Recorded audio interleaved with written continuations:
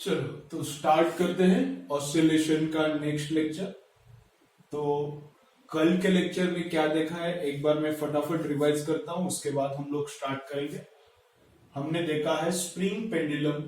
Spring pendulum है vertical या फिर हॉरिजॉन्टल है या फिर सैटेलाइट में है या फिर मून पे है या फिर हिल पे है या फिर इलेक्ट्रिक फील्ड में है, उस पर चार्ज है पॉजिटिव, उस पर चार्ज है निगेटिव, या फिर लिफ्ट में है, लिफ्ट ऊपर जा रही है, लिफ्ट नीचे आ रही है, लिफ्ट ऊपर एक्सेलरेट कर रही है, नीचे एक्सेलरेट कर रही है, लिक्विड में है पूरा का पूरा, कुछ भी फर्क नहीं पड़ता। हर एक केस में टाइम पीरियड कितना रहता है, T is equal to 2 pi root M upon K, 2 pi root M upon के।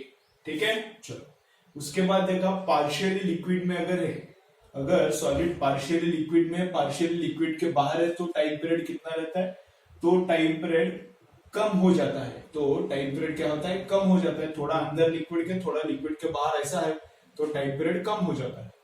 उसके बाद मासिव स्प्रिंग है, स्प्रिंग का मास है, तो क्या वही formula 2 pi root M by K, लेकिन एम को क्या लेने का, mass of the object plus mass of the spring by 3, mass of the object plus mass of the spring by 3। ठीक है, मासिव स्प्रिंग के बाद क्या होगा, स्प्रिंग बीच में है और दो मासेस है, साइड में दो मासेस है और बीच में स्प्रिंग है, तो इसका टाइम पीरियड कितना है, इसको कंप्रेस करके छोड़ने का, तो ये ऐसा ऐसा ऐसा ऐसा ऐसा ऐसा ऐसा, तो इसका टाइम पीरियड कितना है, 2 pi root of M reduced upon K, 2 pi root of M reduced upon K. तो मास रिड्यूस्ड कितना रहता है, m1 m2 upon m1 plus m2।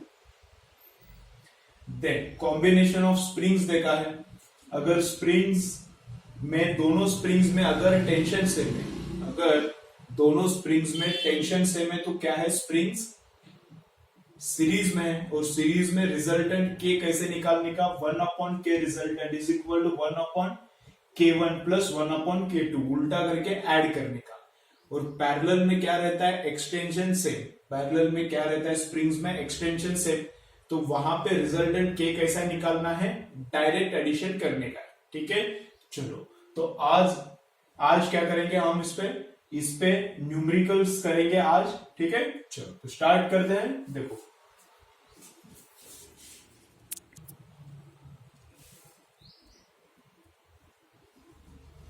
ठीक है, चलो तो क्वेश्चन नंबर 1 लिख के लो। क्वेश्चन नंबर 1 क्या है, चलो तो क्या बोल रहा है, टू आइडेंटिकल स्प्रिंग कांस्टेंट के आर कनेक्टेड इन सीरीज। दो स्प्रिंग्स है, एक बार सीरीज में कनेक्ट किया है, एक बार पैरेलल में कनेक्ट किया है, तो ऐसा अरेंजमेंट है।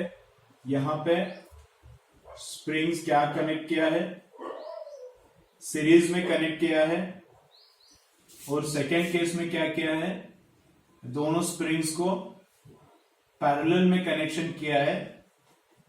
दोनों ही स्प्रिंग का वही मास है, सेम मास है, और स्प्रिंग का कांस्टेंट के भी क्या है, सेम है। यहां पे पैरेलल में है, यहां पे सीरीज में है, तो क्या फाइंड आउट करना है, रेशियो ऑफ देयर फ्रीक्वेंसीज। इसका फ्रीक्वेंसी f1 और इसका फ्रीक्वेंसी f2, इन दोनों को क्या फाइंड आउट करना है, हमें रेशियो फाइंड आउट करना है। ठीक है, चलो तो ये सीरीज में है, तो सीरीज में रिजल्टेंट के कैसा होता है, सीरीज में के रिजल्टेंट कैसा होता है, 1 upon k1 plus 1 upon k2। Series में रिजल्टेंट के कैसे फाइंड आउट करने का, एडिशन ऑफ रेसिप्रोकल्स। तो यहां पे 1 upon k resultant is equal to 1 upon k1, तो ये भी k है, दूसरा भी k है, तो 1 upon k plus 1 upon k क्या होता है, 2 अपॉन k। तो रेसिप्रोकल करने के बाद k रिजल्टेंट मिलता है, कितना आता है, k बाई 2। तो सीरीज वाले में k रिजल्टेंट कितना आया, k बाई 2 आया। पैरेलल में k रिजल्टेंट फाइंड आउट करेंगे, तो पैरेलल में कैसा फाइंड आउट करना है, पैरेलल में वेरी सिंपल है, रिजल्टेंट फाइंड आउट करने के लिए क्या करना है, डायरेक्ट एडिशन करना है।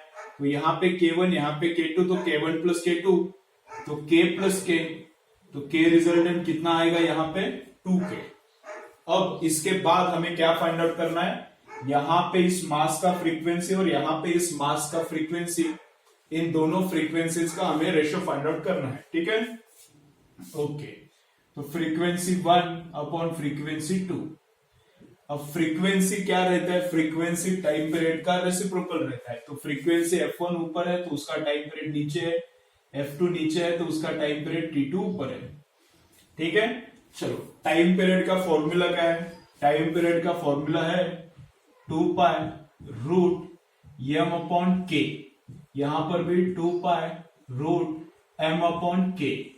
तो t1 फर्स्ट केस में k कितना है, फर्स्ट केस में k कितना है, सीरीज केस में k कितना है, k अपॉन 2, तो यहां पे आता है k अपॉन 2।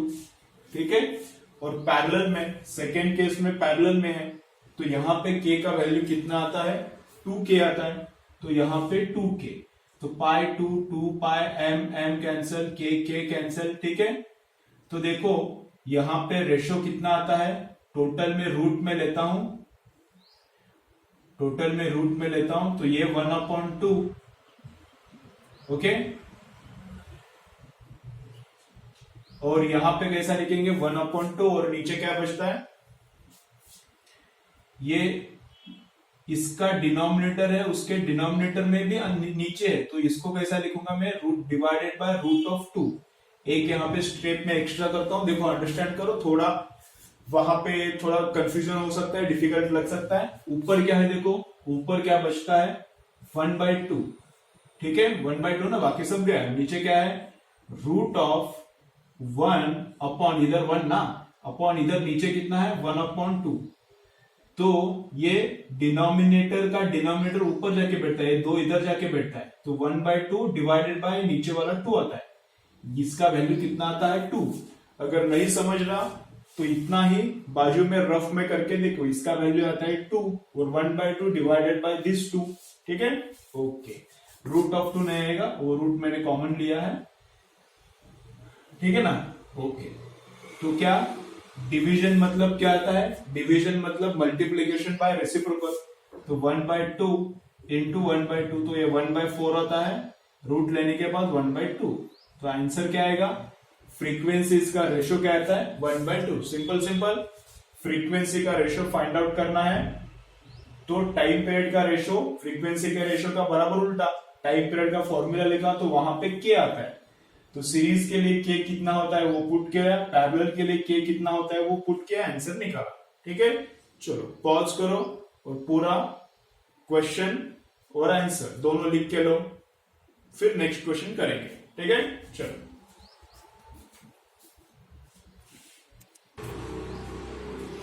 ठीक है, चलो तो नेक्स्ट क्वेश्चन क्या है, देखो नेक्स्ट क्वेश्चन है find out time period of the following arrangement. Find out लिखो, find out time period of the following arrangement. तो कैसा अरेंजमेंट दिया है, अरेंजमेंट कैसा दिया है, 4 स्प्रिंग्स है, यहां पे एक स्प्रिंग है, यहां पे एक स्प्रिंग है, सेकेंड स्प्रिंग, यहां पे थर्ड स्प्रिंग है, यहां पे फोर्थ स्प्रिंग है, और यहां पे ऐसा मास m है, यहां पे क्या है मास m है। स्प्रिंग का कांस्टेंट कितना है, हर एक स्प्रिंग का कांस्टेंट k है, और we have to find out its time period, इसका टाइम पीरियड फाइंड आउट करना है। तो अभी इसको हम लोग अभी नीचे खींचेंगे, इसको अगर नीचे खींचेंगे तो ये दोनों स्प्रिंग्स का क्या हो जाएगा एक्सटेंशन सेम, और इन दोनों स्प्रिंग्स का भी एक्सटेंशन क्या हो जाएगा सेम। तो ये नंबर 1 स्प्रिंग और नंबर 2 स्प्रिंग क्या है पैरेलल में है, नंबर 3 और नंबर 4 भी क्या है पैरेलल में है, और इन दोनों का कॉम्बिनेशन और इन दोनों का कॉम्बिनेशन किस में है, सीरीज में। समझ में आ रहा है क्या क्या है, ये दोनों पैरेलल, ये दोनों पैरेलल, ये दोनों का कॉम्बिनेशन, ये दोनों के कॉम्बिनेशन के साथ सीरीज में है। तो इसका इन दोनों का कितना आता है 2k आता है। पैरेलल में क्या करने का, पैरेलल में स्प्रिंग कांस्टेंट कैसे फाइंड आउट करने का, डायरेक्ट एडिशन, तो यहाँ पे 2k, इन दोनों का भी कितना आता है 2k आता है। ठीक है, तो इसका भी 2k, इसका भी 2k, तो रिजल्टेंट कितना आएगा 1/k is equal to, resultant is equal to 1/2k plus 1/2k। इसका भी उल्टा करके एडिशन, इसका भी उल्टा करके एडिशन, क्योंकि दोनों सीरीज में है। तो ये देखो 2/2k आता है, 2/2k, उल्टा किया तो के रिजल्टेंट क्या आता है, एक ही स्प्रिंग जितना आता है, के रिजल्टेंट कितना आता है, एक स्प्रिंग जितना ही आता है। तो टाइम पीरियड का फॉर्मूला क्या है, 2 pi root M upon K. तो ये अपना आंसर है, ठीक है। ये दोनों पैरेलल, ये दोनों पैरेलल, इसका ग्रुप और ये ग्रुप क्या है, सीरीज में है। चलो नेक्स्ट क्वेश्चन करेंगे, ये लिख के लो, क्वेश्चन पूरा लिख के लो।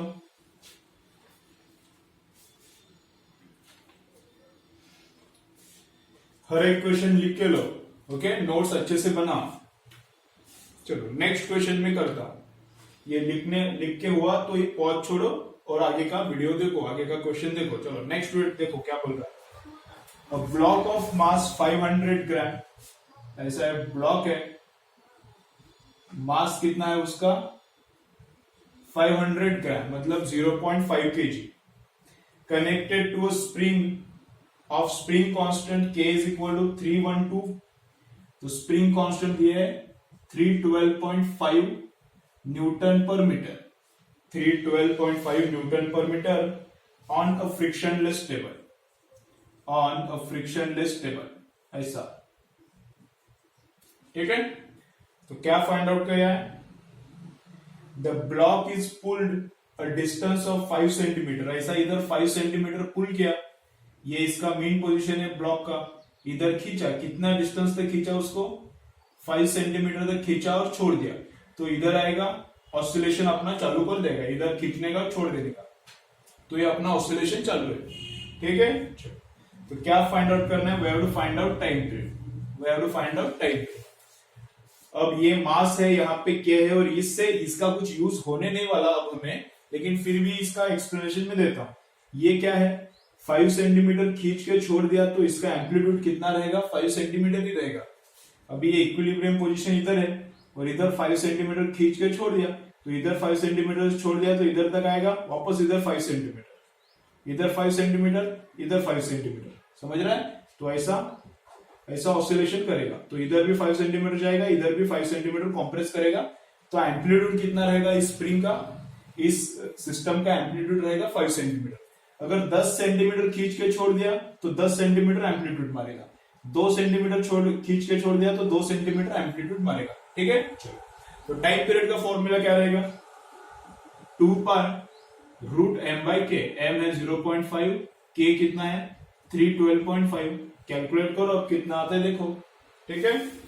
ये 300 का डबल 600, 12.5 का डबल 25, 625 आता है नीचे, 625 का रूट 25 आता है, तो 2 पाई अपॉन 25 आता है, कितना आता है 2 पाई अपॉन 25, सॉल्व करके देखो वही आता है क्या, ठीक है। चलो इसके बाद नेक्स्ट क्वेश्चन करेंगे, ये लिख के लो, पॉज करो, ये लिख के लो, कभी कभी मैं भूल जाता हूं, लिख के लो बोलना, लेकिन तुम मत भूलना, हर एक क्वेश्चन लिख के लेना है, ठीक है। चलो ये हो गया, उसके बाद नेक्स्ट क्वेश्चन,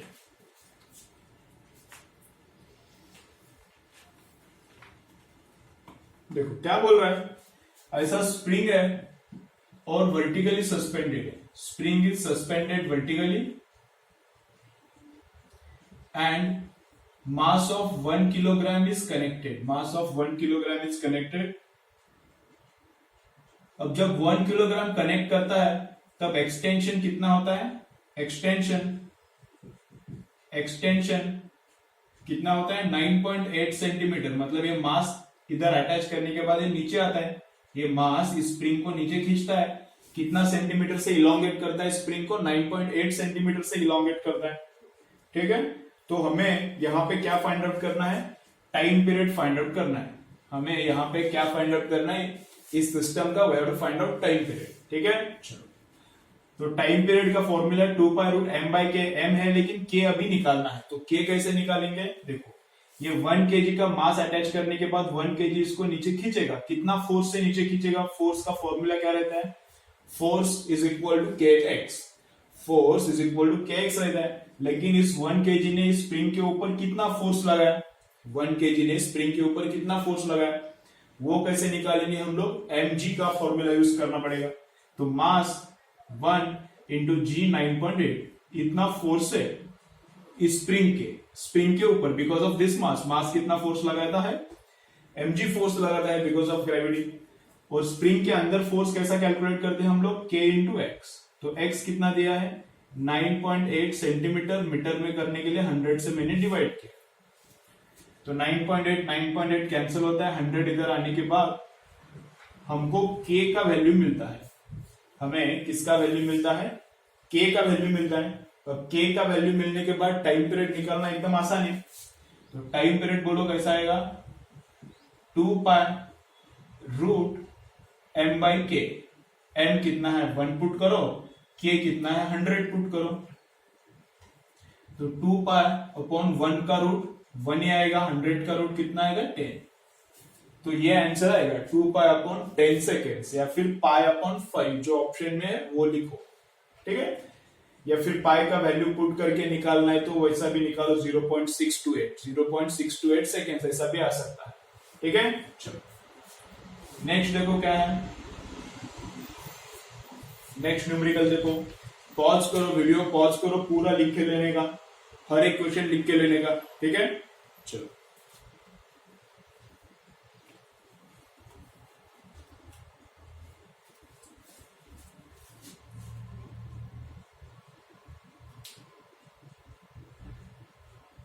देखो क्या बोल रहा है अभी, ऐसा एक स्प्रिंग है, ऐसा एक स्प्रिंग है यहाँ पे, ठीक है। क्या बोल रहा है, ऐसा एक स्प्रिंग है, स्प्रिंग को मास कितना अटैच किया, स्प्रिंग को मास अटैच किया है 10 किलोग्राम का।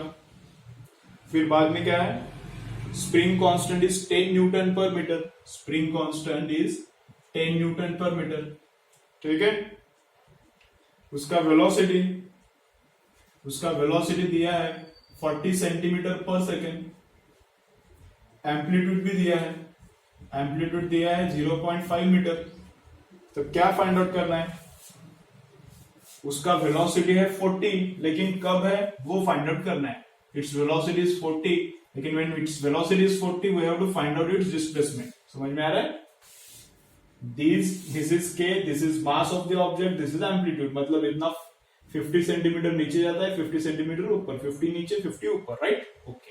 तो व्हाट एक जगह पे उसका वेलोसिटी 40 है, we have to find out that place from the centre, we have to find out displacement at that point. जब उसका वेलोसिटी 40 है तब उसका डिस्प्लेसमेंट कितना है वो हमें फाइंड आउट करना है। तो एकदम सिंपल है। तो वेलोसिटी का फॉर्मूला क्या है, ओमेगा रूट ए स्क्वायर माइनस एक्स स्क्वायर। तो वेलोसिटी कितना है 40 है, मैं मीटर में करता हूं उसको, तो कितना हो जाएगा 0.4। ओमेगा कैसा लिखेंगे, बोलो ओमेगा को कैसे लिखेंगे, ओमेगा को लिखेंगे रूट ऑफ के अपॉन एम। ओमेगा का वैल्यू क्या रहता है, ओमेगा बहुत पहले से हमने देखा है, ओमेगा का वैल्यू क्या रहता है रूट ऑफ के अपॉन एम। तो लिखो रूट ऑफ के अपॉन एम। तो रूट ऑफ के कितना है 10, और एम भी कितना है 10, into root of a square, amplitude क्या है 0.5 का square minus x square, x हमको निकालना है। तो 10 अपॉन 10, ये तो 1 का रूट 1 ही हो जाएगा। तो 0.4, यहाँ पे 0.5 का स्क्वायर, तो एक्स निकालो, करो कैलकुलेशन, कितना आता है देखो 0.3 आता है। एक्स का वैल्यू कितना आता है 0.3 मीटर, मतलब कितना 30 सेंटीमीटर पे, ठीक है। तो डिस्प्लेसमेंट जब 30 सेंटीमीटर है तब उसका वेलोसिटी कितना है 40 सेंटीमीटर पर सेकेंड, ओके। चलो ये भी लिख के लो, ये मैं मिटाता हूं, उसके बाद नेक्स्ट सेट ऑफ न्यूमेरिकल्स करेंगे,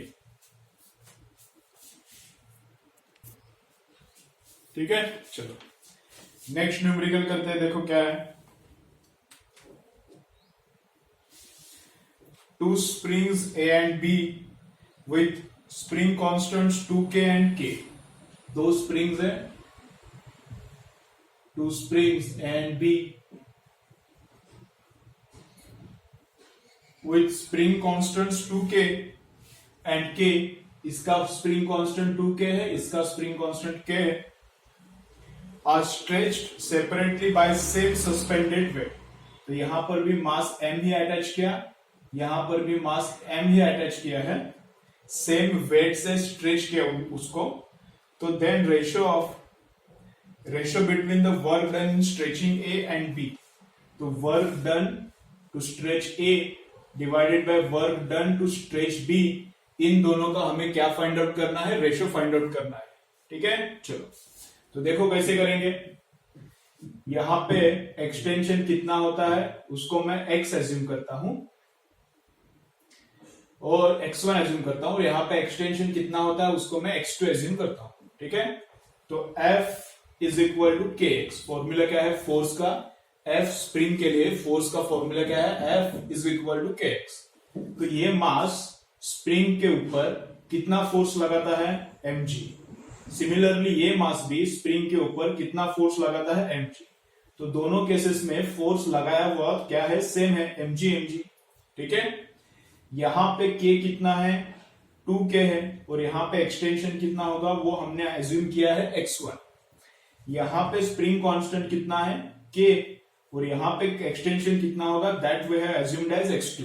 ठीक है, चलो तो दोनों का रेशो लिया, या फिर mg mg इक्वल है तो ये इधर लाके मैंने रख दिया, है ना। ये mg मतलब क्या है, kx2, तो यहां पे मैंने रख दिया।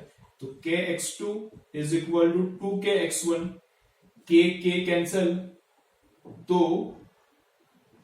x2 upon x1 is equal to कितना आता है, 2। इसको याद रखो, हम लोग इसको यूज करेंगे। x2 upon x1 is equal to कितना आता है, 2। ये समझ में आया ना कैसा। ये मास इसके ऊपर कितना फोर्स लगाएगा, mg। ये मास इसके ऊपर कितना फोर्स लगाएगा, mg। लेकिन स्प्रिंग के ऊपर जितना भी फोर्स लगता है उसको कैसे लिख सकते हैं हम लोग, kx। तो इधर का k इंटू इधर का x, इधर का k इंटू इधर का x। ठीक है, तो इसका रेशियो लेके हमने क्या फाइंड आउट किया, x2 अपॉन x1 फाइंड आउट किया। अब इसके बाद हमें फाइंड आउट करना है दोनों में वर्क कितना हुआ है उसका रेशियो। तो work done in first case upon work done in second case. तो वर्क डन का फॉर्मूला क्या रहता है, चलो स्प्रिंग में वर्क डन मतलब इस स्प्रिंग में कितना एनर्जी स्टोर होता है। जब स्प्रिंग को हम लोग खींचते हैं तो स्प्रिंग एक्सटेंड होता है, तो वो एक्सटेंशन करने के लिए हमको वर्क करना पड़ता है, लेकिन उतना ही वर्क स्प्रिंग में क्या होता है, स्टोर होता है। उसको बोलते हैं हम लोग पोटेंशियल एनर्जी ऑफ स्प्रिंग। तो potential energy stored inside the spring, potential energy stored inside the spring और वर्क डन बाय मी दोनों क्या रहते हैं, सेम रहते हैं। कितना रहता है बोलो, क्या फॉर्मूला रहता है उसका, हाफ के एक्स स्क्वायर। क्या फॉर्मूला रहता है, हाफ के एक्स स्क्वायर। तो हाफ को हाफ गया, फर्स्ट केस का वर्क अपॉन सेकेंड केस का work is equal to, first case में k कितना है, 2k, और फर्स्ट केस में x क्या है, x1 स्क्वायर। सेकेंड केस में k है k, सेकेंड केस में x कितना है, x2 स्क्वायर। तो k को k गया, और x1 अपॉन x2 कितना आता है, अंदर ब्रैकेट के अंदर क्या है, x1 अपॉन x2 का ब्रैकेट स्क्वायर। तो x1 अपॉन x2 कितना है, 2 एज इट इज लिया मैं, x1 upon x2 bracket square. तो x1 अपॉन x2 कितना है, तो 2 भी उल्टा हो जाता है तो 1/2। तो x1 अपॉन x2 कितना है, 1/2। तो 2 इंटू 1/2 का स्क्वायर कितना आता है, 1/4। तो डिवाइड करने के बाद कितना, 1/2।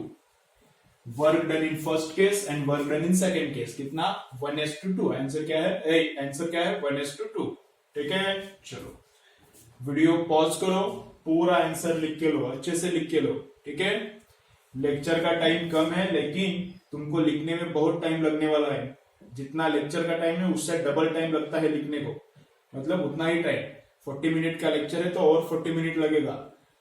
तो 40 मिनट का लेक्चर है तो तुमको कहा वहां पे बैठ के लेक्चर देखना है और लिखना है। उसके लिए कितना टाइम लगेगा, 40 + 40 80 मिनट्स लगेगा, मतलब 1.5 घंटा लगेगा ऑलमोस्ट। ओके, 1.5 घंटे को 10 मिनट्स का, सवा घंटा 1.5 घंटा इतना टाइम लगना चाहिए एक लेक्चर देखने के लिए। अगर 40 मिनट्स का लेक्चर है, 30 मिनट्स का लेक्चर है तो कितना लगना चाहिए, 30 + 15, 30 प्लस और 30 मतलब 1 आवर लगना चाहिए। 30 मिनट का लेक्चर देखने के लिए कितना लगना चाहिए, 1 आवर लगना चाहिए। पूरा अच्छे से लिख के लो, नोट्स बनाओ। ठीक है, चलो नेक्स्ट न्यूमेरिकल करते हैं।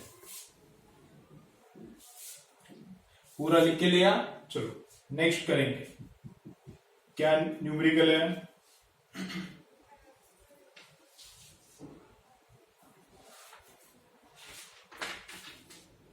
देखो ऐसा है, इधर इधर ही करेंगे। यहां पे एक स्प्रिंग है, there is second spring and there is third spring. All springs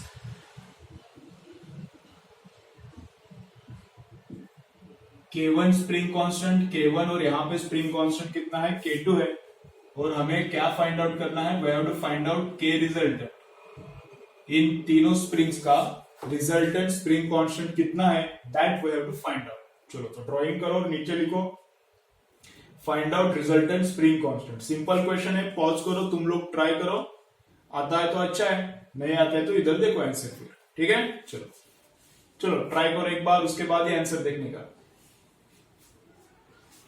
तो ये दोनों कौन सा कॉम्बिनेशन में है, these two springs are in which combination, parallel combination. तो पैरेलल में डायरेक्ट एडिशन करना है तो कितना आता है 2K1, तो इनका एडिशन करके कितना आता है स्प्रिंग कांस्टेंट, दोनों का मिलके 2K1।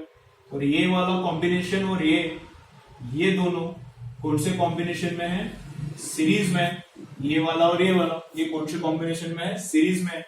तो 1/K resultant, 1/K resultant is equal to 1/ इसका स्प्रिंग कांस्टेंट प्लस 1/ इसका स्प्रिंग कांस्टेंट K2, ठीक है। चलो तो ऐसा ही करना पड़ेगा, इसके आगे हम लोग कुछ नहीं कर सकते क्योंकि K1 और K2 का वैल्यू दिया नहीं है, तो यही आंसर है। या फिर ऐसा लिख सकते हैं, इसका रेसिप्रोकल लो, K resultant is equal to, तो इसका भी रेसिप्रोकल लेना पड़ेगा। तो इसका रेसिप्रोकल ऑप्शन में ऐसा दिया है, इसका रेसिप्रोकल ऑप्शन में कैसा दिया है, ऐसा दिया है। तो आंसर क्या है, ये अपना आंसर है, ठीक है। चलो पूरा लिख के लो अच्छे से, सिंपल सिंपल है लेकिन पूरा लिख के लो, नोटबुक अच्छे से बनाओ, पढ़ाई करो, वीकली जो पेपर है वीकली पेपर दो, ठीक है। ओके चलो नेक्स्ट क्वेश्चंस देखते हैं।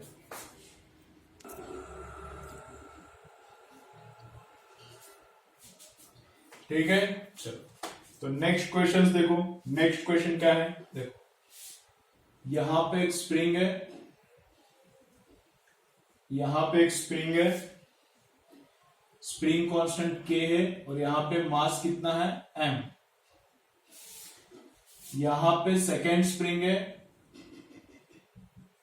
इधर वाली स्प्रिंग का स्प्रिंग कांस्टेंट कितना है 2K। तो हमें क्या फाइंड आउट करना है, मास को थोड़ा इधर शिफ्ट किया और छोड़ दिया, तो जितना भी शिफ्ट हम लोग करने वाले उतना ही उसका एम्पलीट्यूड होगा, ठीक है। तो इसको 5 सेंटीमीटर इधर डिस्टर्ब करके छोड़ दिया तो ये 5 सेंटीमीटर इधर उधर करेगा और उसका एम्पलीट्यूड भी 5 सेंटीमीटर ही रहने वाला है, ठीक है। तो अब हमको इस सिचुएशन का फ्रीक्वेंसी फाइंड आउट करना है। तो इधर का स्प्रिंग और इधर का स्प्रिंग, ये अरेंजमेंट क्या है, सीरीज अरेंजमेंट है क्या पैरेलल है। इसको अगर 5 सेंटीमीटर से इधर खींचेंगे तो ये कॉम्प्रेस होता है 5 सेंटीमीटर से, और ये क्या होता है इलोंगेट होता है 5 सेंटीमीटर से। तो इसका इलोंगेशन और इसका कॉम्प्रेशन का अमाउंट सेम है, तो ये दोनों है पैरेलल कॉम्बिनेशन में। कौन सा कॉम्बिनेशन है वो, पैरेलल कॉम्बिनेशन है। तो पैरेलल में K रिजल्टेंट कैसा निकालने का, direct addition K + 2K 3K। तो फ्रीक्वेंसी मतलब 1/ टाइम पीरियड, टाइम पीरियड का फॉर्मूला क्या है 1/2π, टाइम पीरियड का फॉर्मूला क्या है 2π√m/K, तो उल्टा होता है, तो 1/2π√m/K था वो K/m बनता है, और K कितना है 3K, 3 है यहाँ पे, K कितना है 3K अपन मास कितना है m, यही तो फ्रीक्वेंसी है, ठीक है। चलो लिख के लो, सिंपल सिंपल क्वेश्चन है। चलो नेक्स्ट क्वेश्चन अच्छा है, एक बार रिकॉर्डिंग चलो क्या देखता हूं मैं, ठीक है। नेक्स्ट क्वेश्चन थोड़ा अच्छा है, देखो क्या बोल रहा है, यहां पे एक स्प्रिंग है, यहां पे एक स्प्रिंग है,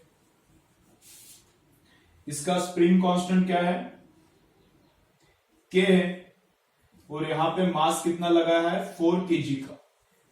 देखो the spring shown are identical, A is equal to 4 kg, ये 4 kg है, A नाम दिया है इसको, and elongation of spring is 1 centimetre. तो इस स्प्रिंग का इलोंगेशन कितना है 1 सेंटीमीटर है, ठीक है।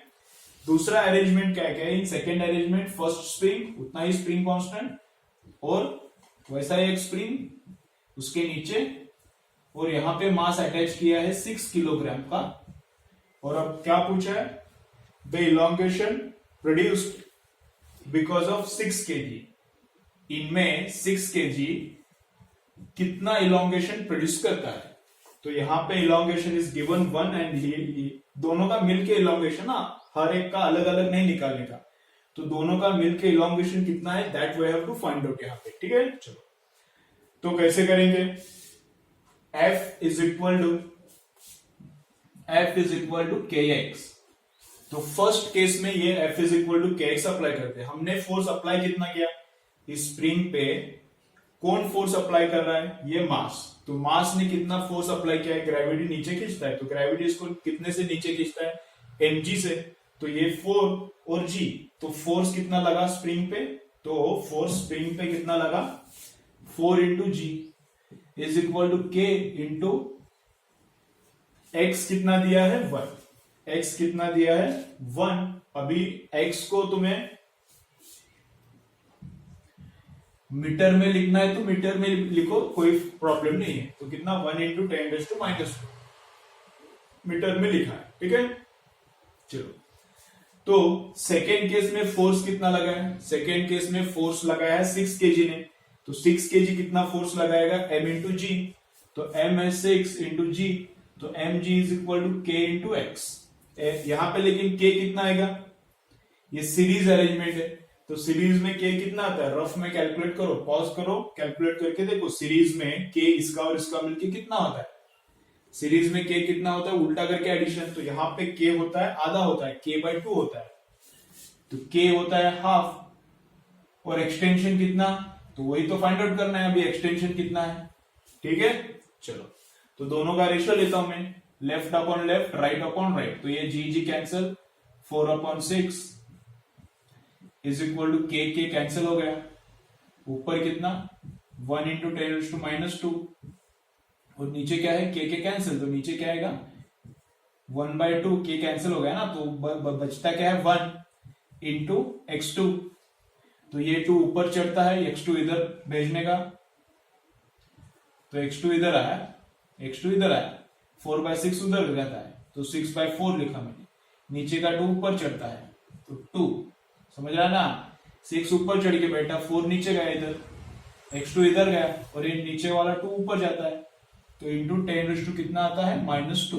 करो सॉल्व इसको, 2 2 जा 2 3 जा, तो 3 इंटू 10⁻² मतलब कितना, 3 इंटू 10⁻² मतलब कितना आता है 3 सेंटीमीटर। ठीक है, चलो और क्या देखेंगे नेक्स्ट, देखता हूं टाइम कितना हो गया, बहुत सारे न्यूमेरिकल्स हो गए, टाइम कम हो गया होगा लेकिन बहुत सारे न्यूमेरिकल्स किए हम लोगों ने आज। चलो और 1-2 न्यूमेरिकल्स लेते हैं। चलो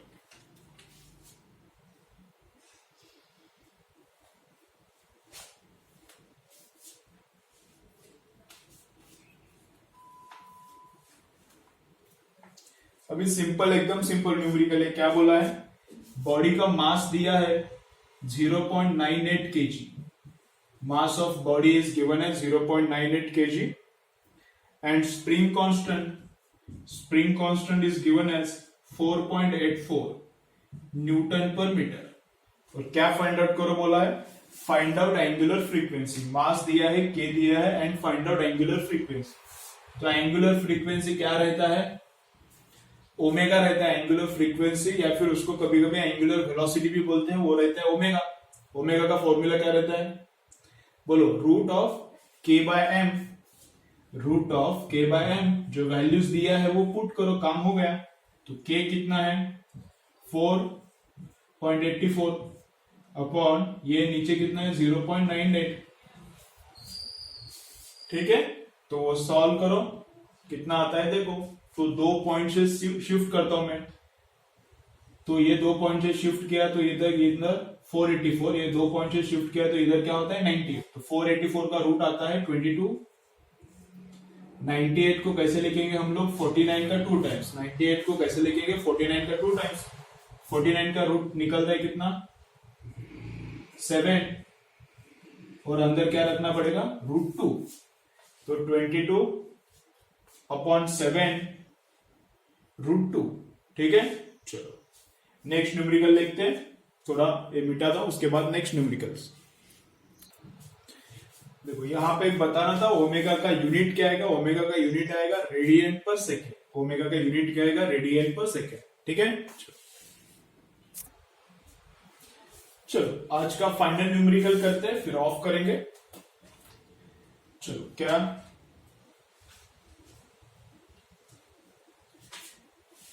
टू मासेस, अभी मैं डायग्राम निकाल दूं डायरेक्ट। यहां पे स्प्रिंग है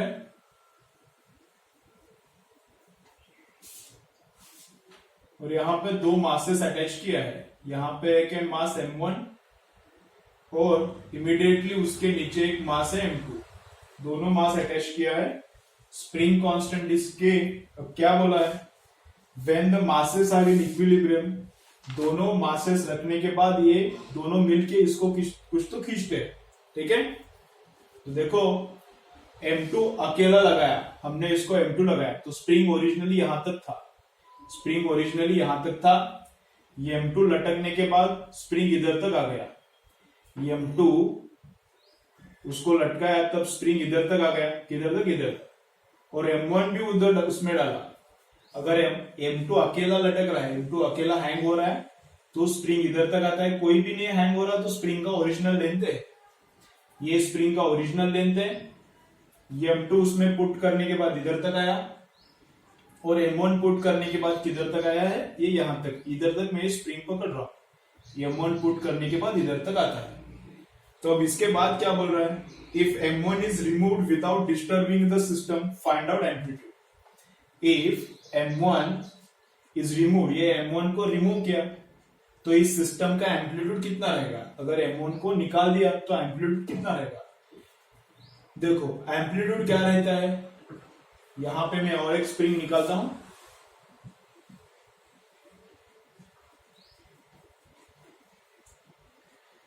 m2 अटैच करने के बाद इधर तक आता है, m2 अटैच करने के बाद इधर तक आता है। ठीक है, हमने क्या किया, इसको 5 सेंटीमीटर नीचे खींच के छोड़ दिया। अभी m1 नहीं है, कुछ नहीं है, अकेला m2 है। ठीक है, हमने इसको 5 सेंटीमीटर नीचे खींच के छोड़ दिया था, एम्पलीट्यूड कितना है 5। इसको अगर हमने 2 सेंटीमीटर नीचे खींच के छोड़ दिया तो एम्पलीट्यूड कितना है 2। इसको अगर ऊपर 4 सेंटीमीटर से कॉम्प्रेस किया तो एम्पलीट्यूड कितना हो जाएगा उसका, ऑसिलेशन का 4। तो जितना डिस्टर्बेंस है उतना ही एम्पलीट्यूड है, जितना हम लोग उसको डिस्टर्ब करेंगे, जितना सेंटीमीटर से हम लोग उसको डिस्टर्ब करेंगे उतना ही उसका एम्पलीट्यूड है। ओके, तो अब कैसे डिस्टर्ब करने का मेथड क्या है, ऐसा खींचा वगैरह कुछ नहीं है, तो डिस्टर्ब करने का अब मेथड क्या है, यहाँ पे m1 और एक मास अटैच किया, तो m1 अटैच करने के बाद मास बढ़ता है तो ये इधर तक आता है सिस्टम, ये दोनों मिलके इधर तक आते हैं। ठीक है, तो ये डिस्टेंस एक्सटेंशन हो गया, ये डिस्टेंस जो एक्सटेंशन हो गया। अब m1 निकालने के बाद इतना डिस्टर्ब हो गया ना, समझ रहे क्या, जब m2 अकेला था तब इधर था, इधर तक खींच के छोड़ने वाला कौन है, अभी m1 है, इधर तक खींच के छोड़ने वाला कौन है, m1 है। तो m1 डालने के बाद इधर तक आया, अब m1 निकालने के बाद इतना डिस्टर्ब किया ना m1 ने, तो इतना ही एम्पलीट्यूड, इतना नीचे इतना ऊपर, इतना ही नीचे इतना ही ऊपर। समझ रहे क्या, तो देखो मैं वापस एक बार बोलता हूं, रिपीट मारता हूं। देखो क्या, सपोज यहां पे m1 नहीं है, यहां पे m1 नहीं है, m2 अटैच करने के बाद सिस्टम किधर है, इधर है। ठीक है, तो हमने 5 सेंटीमीटर से डिस्टर्ब किया तो एम्पलीट्यूड कितना है उसका 5। 2 सेंटीमीटर से डिस्टर्ब किया, नीचे 2 सेंटीमीटर से खींचा तो एम्पलीट्यूड कितना हो जाएगा, 2 सेंटीमीटर खींच के छोड़ने का, तो ऐसा ऐसा चालू हो जाएगा, तो एम्पलीट्यूड कितना है उसका 2। अब उस पे मैंने क्या अटैच किया, उस पे मैंने क्या रखा है, मास m1 रखा है, तो m1 उसको नीचे खींच के लेके आता है, तो m1 ने उसको डिस्टर्ब किया कितने से, इतने से, तो यही एम्पलीट्यूड है उसका। m1 इस पे रखने के बाद m1 खींच के उसको नीचे लेके आता है, यहाँ पे m1 रिमूव किया, मतलब m1 ने कितना डिस्टर्ब किया, इतना, तो इतना ही एम्पलीट्यूड रहेगा। तो m1 इसको कितना नीचे खींचता है वही उसका एम्पलीट्यूड है। समझ रहे क्या, m1 उसको कितना नीचे खींच रहा है वही उसका एम्पलीट्यूड है। तो m1 कितना नीचे खींचेगा वो कैसे पता चलेगा, F is equal to kx से m1 उसको, ये ओरिजिनल सिस्टम को कितने से नीचे खींचता है, that we can find out from F is equal to kx। तो फोर्स प्रोड्यूस्ड बाय m1 कितना है, force produced by m1 is m1g, spring का कांस्टेंट तो k है, और जितना भी m1 का डिस्प्लेसमेंट है वही एम्पलीट्यूड है, जितना भी M1 ने इसको खींच के नीचे लाया है, जितना भी डिस्टेंस है इस M1 ने इसको खींच के नीचे लाया है, वही उसका एम्पलीट्यूड है। ठीक है, ओके। तो एम्पलीट्यूड कितना आया, इतना आया, M1G के इधर आया, M1G अपॉन K। तो ये है एम्पलीट्यूड का वैल्यू। M1 जितना उसको नीचे खींचता है, M1 जितना उसको नीचे खींचता है वही इस सिस्टम का एम्पलीट्यूड है। तो M1 कितने से खींचेगा नीचे, उसका फोर्स डिवाइडेड बाय K, इतने से नीचे खींचेगा। ठीक है, चलो आज के लिए बस इतना ही। सब न्यूमेरिकल्स अच्छे से लिख के लो।